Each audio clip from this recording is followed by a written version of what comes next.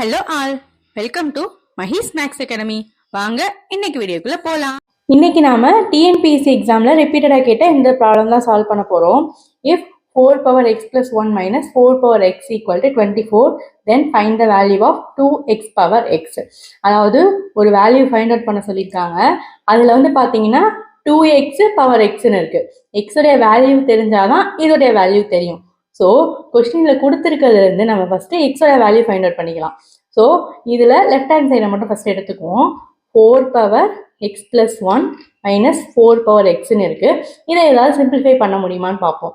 இப்போ 4 power x plus 1 இருக்கு இல்லையா, அதை வந்து பிரித்து எழுதலாம். எப்படின்னு பார்த்தீங்கன்னா 4 பவர் எக்ஸ் இன்ட்டு 4 பவர் 1, அதாவது பேஸ் சேமாக இருந்துச்சுன்னா பவர்ஸ் என்ன பண்ணலாம், நம்ம ஆட் பண்ணலாம். அந்த ரூல் படி ஆடில் இருக்கிறத நம்ம மல்டிப்ளிகேஷனில் ஸ்ப்ளிட் பண்ணி எழுதுகிறோம். Minus 4 power x equal to என்னென்ன இருக்குது, 24ன்னு கொஸ்டினில் கொடுத்துருக்காங்க. இப்போ இந்த ரெண்டு டேர்மில் எதெல்லாம் காமனாக எடுக்க முடியும்னு பார்ப்போம். இங்கேயும் 4 பவர் எக்ஸ் இருக்குது, இங்கேயும் 4 பவர் எக்ஸ் இருக்குது. ஸோ அதை நம்ம என்ன பண்ணிடலாம், காமனாக எடுத்துடலாம். அப்படி காமனாக எடுத்தோன்னா 4 பவர் எக்ஸை காமனாக எடுத்துட்டோம்னா ரிமைனிங் இங்கே வந்து 4 பவர் 1ன்னு இருக்கும். இங்கே ரிமைனிங் எதுவுமே இருக்காது, 1ன்னு இருக்கும் இல்லையா. So minus 1 equal to 24. இப்போ 4 பவர் 1 என்ன தான், 4 தான் இல்லையா. ஸோ 4 மைனஸ் 1 என்ன வரும், 3ன்னு வரும். ஸோ ஃபைனலாக நமக்கு 4 power x into 3 equal to 24ன்னு கிடைக்கும். இந்த 3யை வந்து அந்த சைடு டிவைடில் கொண்டு போயிடலாம். அப்படி கொண்டு போயிட்டோம்னா 4 power x equal to 24 divided by 3, 4 power x equal to 8ன்னு கிடைக்கும்.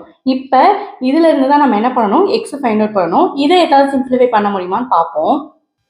இப்போ இந்த டேர்ம்ல பார்த்தீங்கன்னா இங்கே 4 இருக்கு, 8 இருக்கு. ரெண்டுமே 2 டேபிள்ல வந்து காமனாக இருக்கும் இல்லையா.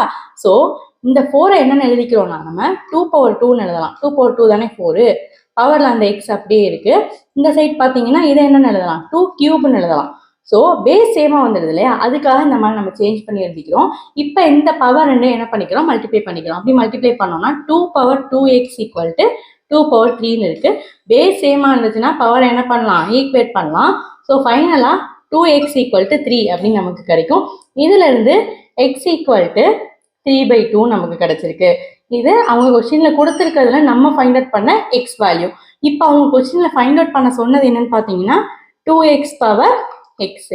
இப்போ எக்ஸுக்கு பதிலாக நம்ம ஃபைண்ட் அவுட் பண்ண இந்த வேல்யூவை என்ன பண்ண போகிறோம், சப்ஸ்டியூட் பண்ண போகிறோம். அப்படி நம்ம சப்ஸ்டியூட் பண்ணோம்னா இந்த மாதிரி தான் கிடைக்கும். 2 இன்ட்டு 3/2 பவர் 3/2. இங்கே பார்த்தீங்கன்னா 2 என்ன ஆயிடும், கேன்சல் ஆயிடும். ரிமைனிங் வந்து 3 பவர் 3/2ன்னு கிடைக்கும் நமக்கு. இந்த 3/2ஐ எப்படி பிரித்து எழுதலாம்னு பார்த்தீங்கன்னா 3 பவர் 1 + 1/2 அப்படின்னு பிரித்து எழுதலாம். இப்போ இது ரெண்டையும் ஆட் பண்ணும்போது நமக்கு என்ன கிடைக்கும், இந்த 3/2ங்கிற வேல்யூ கிடைக்கும். ஸோ இப்போ பேஸில் 3 இருக்கு, பவரில் 1 + 1/2ன்னு இருக்கு. இதை பிரித்து எழுத போகிறோம். எப்படின்னு பார்த்தீங்கன்னா 3 இன்ட்டு 3 பவர் 1/2, அதாவது 3 பவர் 1 இன்ட்டு 3 பவர் 1/2.